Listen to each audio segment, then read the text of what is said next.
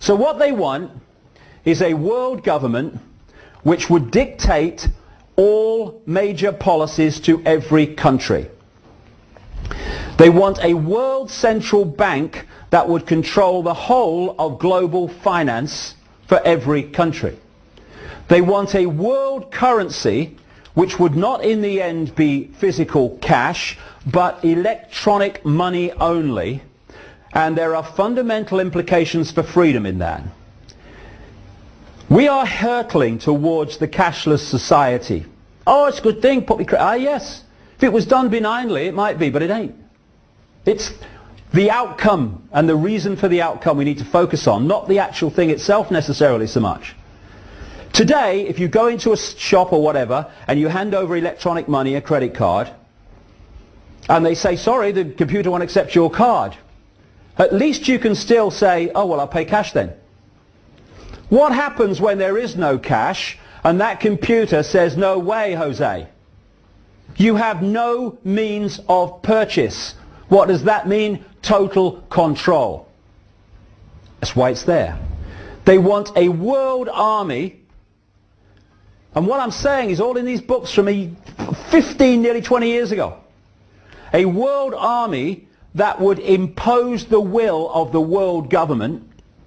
I had a journalist said to me once, what would they want a world army for? There'd be no one to fight. I said, you're a journalist, aren't you?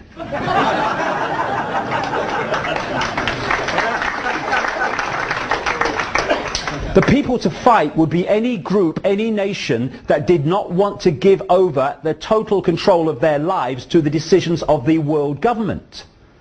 And I say in these early books, watch for the development of a European army.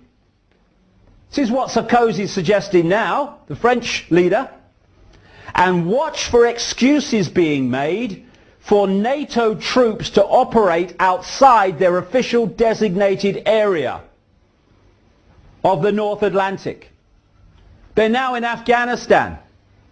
And the idea is to fuse all that stuff with the UN peacekeeping force to create by stealth the world army.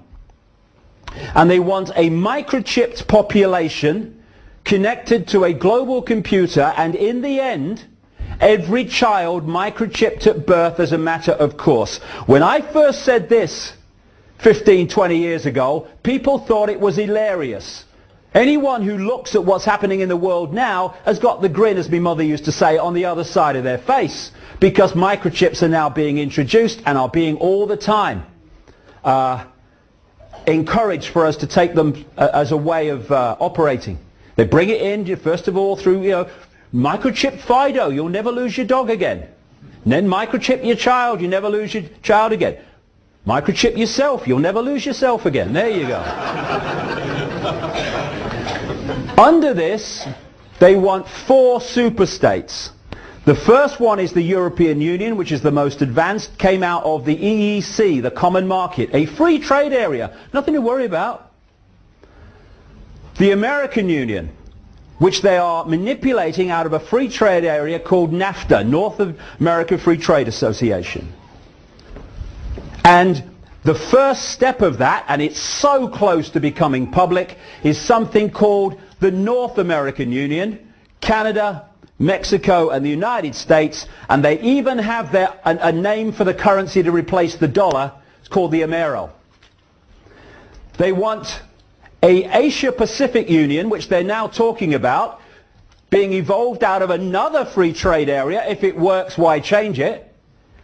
Called APEC, Asia-Pacific Economic Cooperation. And we already now have an ever more active African Union, which came out of the Organization of African Unity. That's what they want. And where are we? Down here. Try getting power over your life sitting under that edifice of bureaucratic control. ID cards, stepping stone. This is what they want. Microchipped people. I was, by the way, I said on the internet I was going to talk for an hour and a half. I ain't. I hope that's all right with you.